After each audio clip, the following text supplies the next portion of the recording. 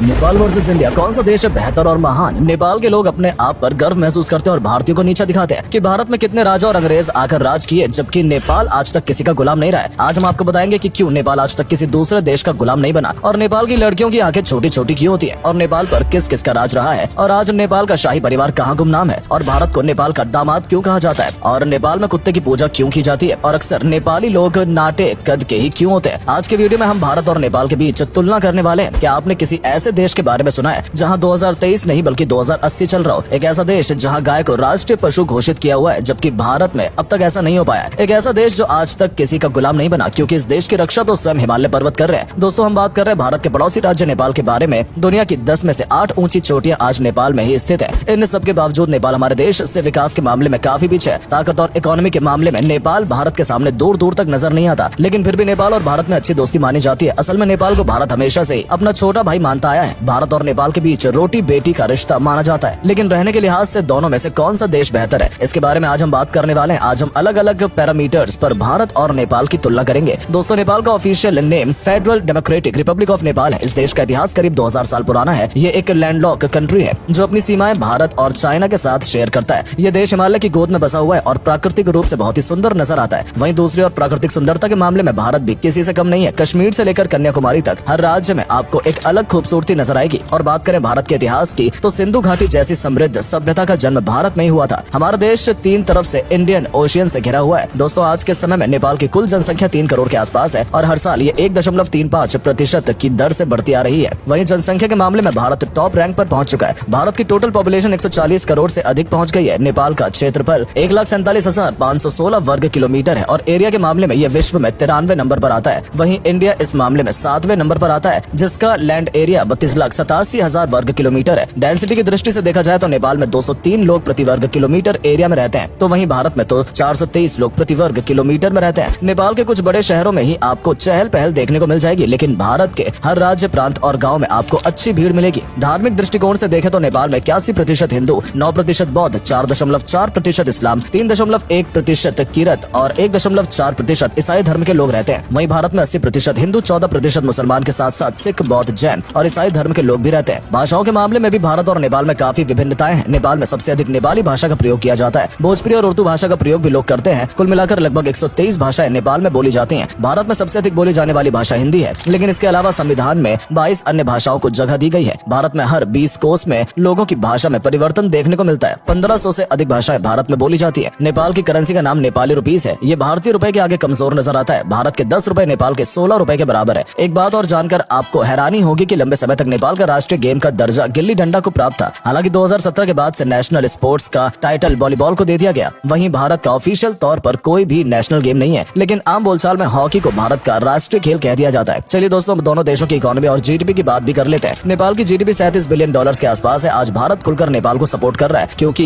हिमालय पर्वत श्रृंखला के मध्य स्थित होने के कारण नेपाल साउथ ईस्ट एशिया का प्रमुख देश माना जाता है। एक समय तक नेपाल अपना अधिकार व्यापार भारत के ही साथ करता था, लेकिन पिछले कुछ सालों के दौरान नेपाल में चीन का अधिक प्रभाव देखने को मिला है। भारत की जीडीपी दुनिया की टॉप 5 इकोनॉमी में शुमार है और जल्द ही भारत 4 ट्रिलियन डॉलर्स की जीडीपी के आंकड़े को छू लेगा। दोस्तों, आज भारत के मुकाबले नेपाल की ग्रोथ रेट काफी कम है। नेपाल को कोरोना महामारी के कारण काफी नुकसान उठाना पड़ा है। कोविड-19 के कारण टूरिज्म इंडस्ट्री बुरी तरह से प्रभावित रही है और नेपाल की इकोनॉमी में टूरिज्म सेक्टर का एक महत्वपूर्ण योगदान है। नेपाल में 1 लीटर पानी की बोतल 25 रुपए में मिल जाएगी, तो वहीं भारत में आपको 1 लीटर पानी के लिए 20 रुपए ही चुकाने पड़ेंगे। नेपाल में एक मिडिल क्लास फैमिली को रेंट के तौर पर 10,000 रुपए का किराया देना पड़ता है। भारत में भी इतने ही दाम में एक आम घर आपको मिल जाएगा। यहाँ पर हम दिल्ली, मुंबई या बेंगलोर जैसे शहरों की बात नहीं कर रहे हैं। लिटरेसी रेट के मामले में भी भारत नेपाल से 21 ही नजर आता है। नेपाल का लिटरेसी रेट 66% के आसपास है। हालांकि पिछले कुछ सालों में नेपाल के लिटरेसी रेट में काफी तेजी से सुधार हुआ है, लेकिन भारत की पढ़ाई लिखाई के क्षेत्र में काफी ध्यान दे रहा है। भारत का लिटरेसी रेट 78% तक पहुँच गया। ह्यूमन डेवलपमेंट इंडेक्स में ये दोनों ही देश मीडियम ह्यूमन डेवलपमेंट वाले देशों की सूची में आते हैं। नेपाल की सबसे ऊंची चोटी के बारे में हम बता चुके हैं। 8,848 मीटर की ऊंचाई के साथ माउंट एवरेस्ट न सिर्फ नेपाल की बल्कि विश्व की सबसे ऊंची चोटी है। भारत की सबसे ऊंची चोटी का नाम कंचनजंगा है, जिसकी ऊंचाई 8,586 मीटर है।